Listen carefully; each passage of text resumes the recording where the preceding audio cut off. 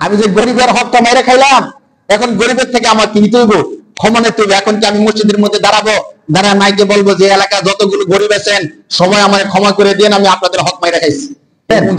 আপনারা বা আমরা যারা জাকাত দিলাম না, জাকাত না দিয়ে যে সম্পদ আমার ঘরে রাখছি, তারা যে ঘোষণা করা ছাড়া প্রতিনিয়ত আমার সন্তান, আমার স্ত্রী, আমার আত্মীয় স্বজন সবাইকে কি খাওয়াইতেছি ভাই? জাকাত খাওয়াইতেছি। হয়তো আপনি বুঝতেছেন না বা ওইভাবে বলতেছেন না, কিন্তু পক্ষান্তরে আমি জাকাত না দিয়ে আমার সন্তানকে কি খাওয়াইতেছি ভাই? জাকাত খাওয়াইতেছি। যদি আমি 5 লক্ষ টাকার মালিক, তো এখন অহরহ আলহামদুলিল্লাহ ভালো। তো 5 লক্ষ টাকা যদি আমি জাকাত না দিই, 2,500 টাকা করে কত টাকা হয় দেখেন। এই টাকাটা তো দিন শেষে আমি আমার পরিবারই খরচ করবো, বাজার সদাই করবো, পোশাক কেনাকাটা করব। এই যে আসতেছে ঈদ, এই যে আমি যখন আমি জাকাত দিলাম না, পুরো টাকাটাই তো অপবিত্র হয়ে গেল। আমি টাকাটা পবিত্র করলাম না। মার্কেট করতে গেলাম, জাকাতের টাকা দিয়ে আমার স্ত্রীকে, সন্তানকে পোশাক কিনে দিলাম। ভালো খাবার ক্রয় করতে গেলাম, জাকাতের টাকা দিয়ে আমি ভালো খাবার ক্রয় করে দিলাম। আমার সন্তানও জাকাত খাইতেছে। শুধু আমার সন্তান না, তাদের সাথে বসে বসে আমি নিজেও কি খাইতেছি বলেন? সন্তান বা যদি বলে আপনি জাকাত খাইবেন, না হুজুর জাকাত মালের মালা, জাকাত খাবো না। জাকাত ফেতরা এগুলো গরিব রেখায়। ভাই আপনি যে কোটি কোটি টাকার মালিক, আপনি যদি 1 কোটি টাকার মালিক হন, তাহলে আপনার উপর তো 2.5 লক্ষ টাকা কি আসে? জাকাত আসে। তো আপনি জাকাত দিচ্ছেন ভাই? আমরা একটু খেয়াল করি, শরীয়তের বিধানটা যদি আমরা পরিসংখ্যানে যাই অনেক ভয়ঙ্কর। কেন আমি জাকাত খাবো ভাই?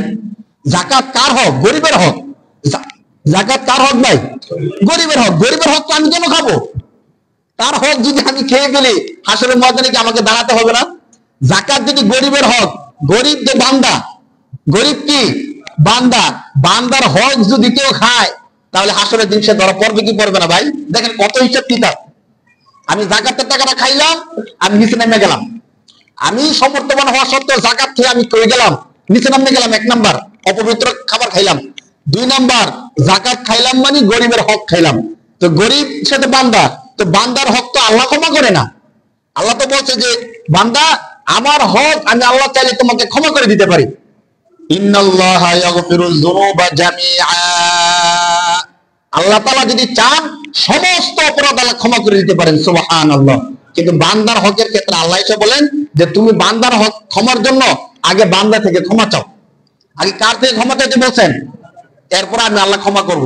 এখন আমরা যারা জাকাত খেয়ে ফেললাম, জাকাতটা না দিয়া, এখন কার কাছ থেকে ক্ষমা নিতে হইব? বলেন কার থেকে ক্ষমা নিতে হইব?